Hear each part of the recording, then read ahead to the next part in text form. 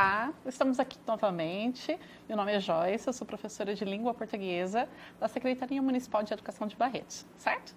Seja bem-vindo então a mais uma videoaula e a gente vai continuar estudando sobre verbos, certo? Nós vamos estudar 3 aulas aí sobre verbos porque é um assunto bem específico, bem detalhado para nós vermos com calma, tá bom?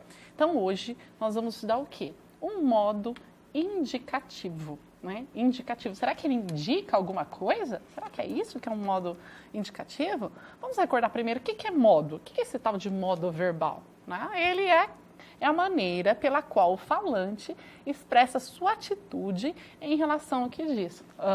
Que é isso? É quando eu vou expressar qual a minha relação com aquilo que eu estou dizendo. Eu tenho certeza do que eu estou dizendo? Eu tenho dúvida? Eu estou criando uma hipótese? Estou fazendo uma previsão? Né? Aí eu estou dando uma ordem? É um conselho? É um pedido? Eu estou implorando alguma coisa? Então, são esses detalhes que são levados em consideração para escolhermos um modo verbal.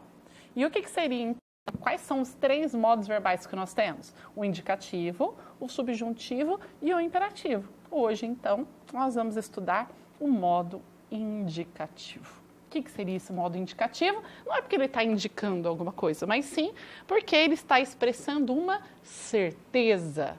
Eu tenho certeza com relação àquilo que eu estou dizendo.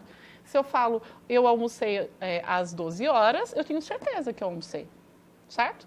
Se eu falo, eu gosto de dar aula, eu tenho certeza de que eu gosto. Então, toda vez que eu vou expressar algo que eu tenho certeza, eu uso o indicativo. E é o verbo que nós mais usamos no nosso dia a dia, o modo verbal, certo? Bom, e esses fatos? São fatos que eu tenho certeza sobre eles, e eles podem estar no presente, no pretérito e no futuro. Então, pode ser em relação ao agora, o momento do agora, que é o presente, nesse momento. Pode ser algo que já aconteceu, que é o passado, a gente chama de pretérito, ou algo que vai acontecer ainda, e eu vou chamá-lo de futuro, tá? Aquilo que ainda seria o amanhã, o depois, aquilo que vai acontecer. Olha essa tirinha, né? Me atrapalho toda com esses tempos verbais. Qual é o futuro do presente? Se o presente continuar como está, como será o futuro? E aí ele faz uma brincadeira, né? Se o mundo, essa época agora, né, que nós estamos vivendo o coronavírus, se continuar do jeito que está, como vai ser o futuro? Né? A gente se pergunta como será o futuro. E vocês sabem dizer qual que é o futuro do presente? Vocês sabem? Né? Vocês se atrapalham com os tempos verbais? Vocês acham isso tudo muito difícil, complicado, como ela ou não? Vocês tiram de letra? Vamos lá? Vamos ver que não é tão difícil assim? Basta que nós entendamos bem o que eles significam, tá? Não é só uma questão de decorar as conjugações, os tempos, mas entender o que quer dizer cada um desses tempos. Então, vamos. Bom, se fosse um presente, um pretérito e um futuro, como é no subjuntivo, seria mais tranquilo. Mas a gente tem, eu costumo falar que a língua ela tem muitos recursos. Então, não basta só um presente, um pretérito e um futuro. Eu vou ter aí um presente, né? Eu vou ter 3 pretéritos e 2 futuros. Olha como a língua portuguesa é rica. Exatamente, nós vamos dar cada um deles hoje. Vai.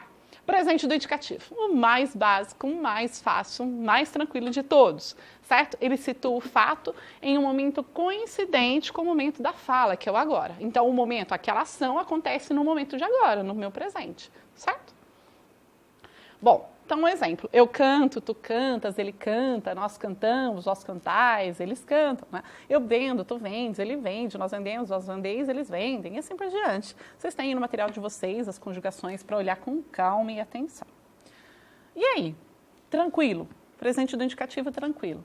Mas eu tenho outros usos para o presente do indicativo. Ele é multiuso. Eu tenho um presente só, mas eu consigo fazer muita coisa com ele. Ele pode expressar, então, um fato habitual, alguma coisa que tem uma habitualidade. Então, faço o meu dever de casa diariamente no meio da tarde. Então, se eu faço todos os dias, eu tenho o hábito, é um fato habitual. Características permanentes ou crença, por exemplo, o homem é um ser racional, isso não vai mudar, né? Embora às vezes eu tenha certas dúvidas de quanto racional nós somos, mas, né, biologicamente dizendo, isso é uma verdade científica, isso não muda. A justiça tarda, mas não falha, é um provérbio aí, né? As pessoas falam, usa-se muito o presente nos provérbios, nos ditados populares. e também para presente histórico, quando é passado, mas eles querem aproximar, trazer esse passado como se fosse para o agora, né? Cabral chega ao Brasil em 1500, ele chegou, né? Isso já aconteceu há muito tempo, mais de 500 anos. Tudo começa quando Robert Louis Stevenson resolve contar, e aqui eu tenho resolve, tudo começa, ele já fez isso, ele já contou a história lá da Ilha do Tesouro que nós vimos. Mas mesmo assim, para trazer mais próximo do leitor, ele usa o presente. Bom, e o pretérito? Falei para vocês que pretérito é a mesma coisa que passado, né? Pretérito é uma situação que já aconteceu. Então, quando eu falo agora, essa ação que eu estou falando, ou esse estado, se refere a alguma coisa que já se passou, tá? Por isso que ele é o passado. E aí eu tenho 3 pretéritos. O pretérito perfeito, o imperfeito e o mais que perfeito. Será? Mas se um é perfeito, quer dizer que os outros têm defeito, é isso? Um é perfeitinho, tá bonitinho lá, todo perfeito, o outro é imperfeito, então, ou seja, tem problema ele. E o mais que perfeito é perfeitíssimo, não é bem isso que quer dizer. Esse perfeito vem de perfectivo. O que é o perfectivo? Quer dizer concluído, acabado. Então, o pretérito perfeito, ele vai expressar uma ação concluída e acabada, certo? Uma ação que aconteceu no passado e que ela terminou no passado. Exemplo, eu cantei, tu cantaste, ele cantou, nós cantamos, vós cantastes, eles cantaram. Aqui tem as outras conjugações, vocês podem depois ver isso com tranquilidade. Mas é para vocês notarem, eu cantei. Quantas vezes eu cantei? Uma vez. Eu cantei na sala de aula. Quantas vezes eu cantei? Uma. Eu estou cantando ainda? Não, já acabou. Certo? Então, ele apresenta um fato como concluído, situando em um momento anterior ao da fala, ou seja, no passado. Ele aconteceu uma vez, esse fato. Olha lá. Passei logo o ferrolho e ficamos um momento parados e ofegantes. A minha mãe pegou, então ela pegou uma vez, ela ficou uma vez, ela passou o ferrolho uma vez. Então, são ações que aconteceram uma vez e que já foram concluídas no passado. O que seria, então, o pretérito imperfeito? Se eu falo, eu cantei na sala de aula uma vez, pretérito perfeito. Mas e se eu cantava na sala de aula? Quantas vezes você cantou? Várias. Era algo que acontecia com frequência. Talvez você até cante ainda. Portanto, é algo que tem uma habitualidade, algo que se repete, que aconteceu várias vezes, uma ação inacabada. Por isso, imperfeito. Perfeito concluído, imperfeito não concluído. É exatamente isso. E como é que eles vão terminar?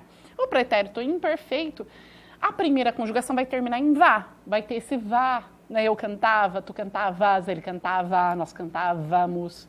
Já a segunda e a terceira, ela vai ter o ia. Eu partia, tu partias, ele partia. Então, é fácil identificar o pretérito imperfeito por isso.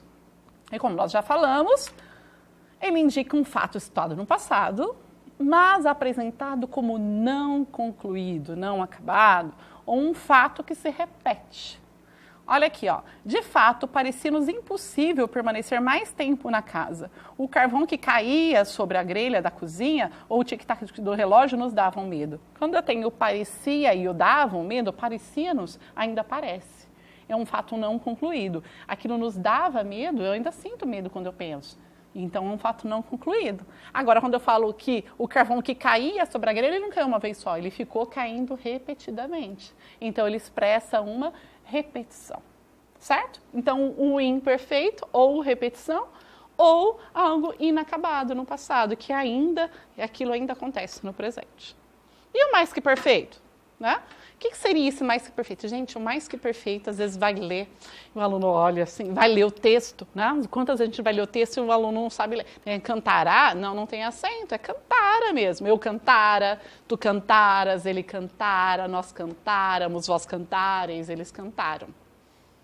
É assim mesmo. Aí ele fala, nossa, que estranho, professora.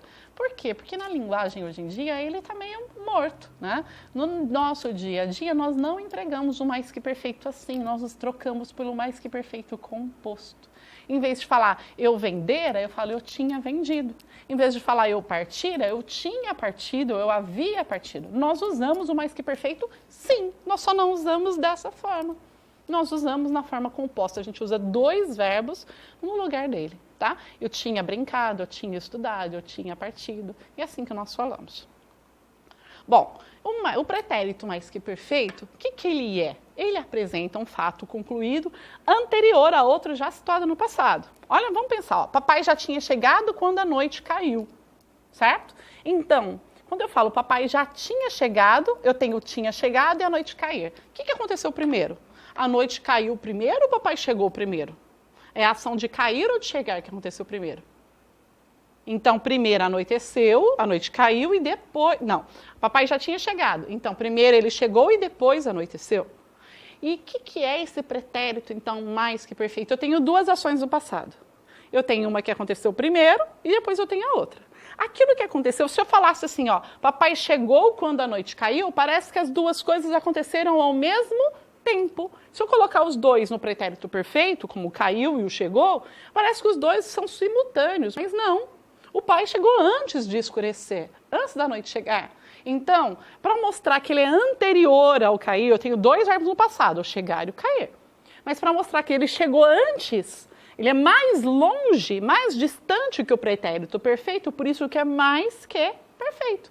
Mais longe que o perfeito. Ele é passado em relação a um outro verbo no passado. É uma ação que aconteceu antes de outra que também está no passado. Olha o de cima, subimos correndo, pretérito perfeito. E aí, onde ele dormira tanto tempo, onde ele tinha dormido tanto tempo. Então, ele tinha dormido lá antes de nós subirmos. Para mostrar que ele dormiu muitas vezes, no caso, lá na história da Ilha do Tesouro, que o capitão ele dormiu muito tempo. Então, ele já tinha dormido quando ele foi até o quarto. Então, primeiro ele dormiu, depois eles subiram. E aí, para mostrar que o dormiu foi antes do subir, ele põe o dormir, ou tinha dormido, no mais que perfeito. Viram como a gente usa sim o mais que perfeito? Nós só não usamos dessa forma, que é mais comum na literatura e textos mais antigos. Bom, encerramos aqui os pretéritos. Perfeito, imperfeito e mais que perfeito. Vamos para o futuro? Eu tenho, então, dois futuros. Futuro do presente e futuro do pretérito. O futuro do presente é aquele tranquilíssimo. É o futuro, né? Eu cantarei, tu cantarás, é o que tem o re, ra, re ali.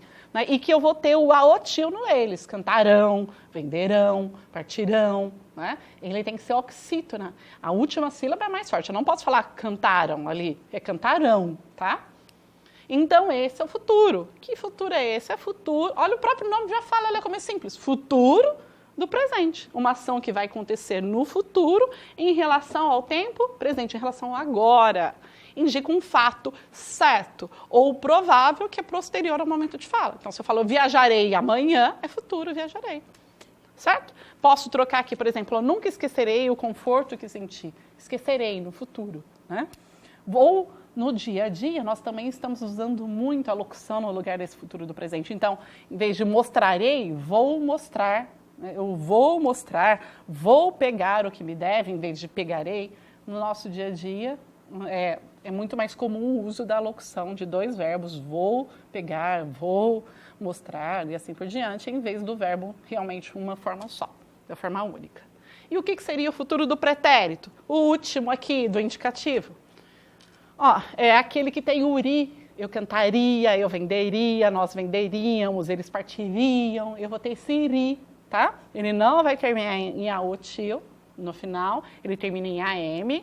E ele é futuro do pretérito, ele é futuro em relação ao passado. Como assim? Né? Ele indica um fato incerto, posterior a um ato de fala no passado. Vamos ver um exemplo? Ó. Ela não iria, declarou, perder o dinheiro que pertencia a seu filho órfão de pai. Então, ela declarou, eu tenho um ato no passado. Ela não iria perder, ela não perderia. É no futuro em relação ao declarou. Então, ele é futuro em relação ao declarou que é passado. Por isso que é futuro do pretérito. Quer ver um outro exemplo? A senhora poderia me atender ou desejaria saber? Nesses casos, eles servem para mostrar polidez, educação, gentileza. Então, você não fala, você pode me atender? Você quer ser gentil, quer ser educado? Você usa esse tempo aqui. Você poderia me atender? Então, ele mostra essa certa educação, gentileza. Viram como é tranquilo? Então, futuro do pretérito, ele é futuro em relação a um verbo no passado. A diretora disse que os materiais chegariam ontem. Então, quando ela disse lá na sexta-feira, era futuro para ela, mas seria ontem. Então, é futuro em relação ao disse, tá? Retomando o que nós vimos, um modo indicativo, ele expressa certeza. Eu tenho, então, ele é dividido em tempos, um presente, o pretérito que tem o perfeito, o imperfeito e o mais que perfeito, e os dois futuros que são do presente e do pretérito. Não é difícil, deem uma estudada, leiam a apostila com calma e vejam que é importante vocês saberem essas conjugações. E a gente se vê então numa próxima aula para a gente falar sobre o subjuntivo. Até mais!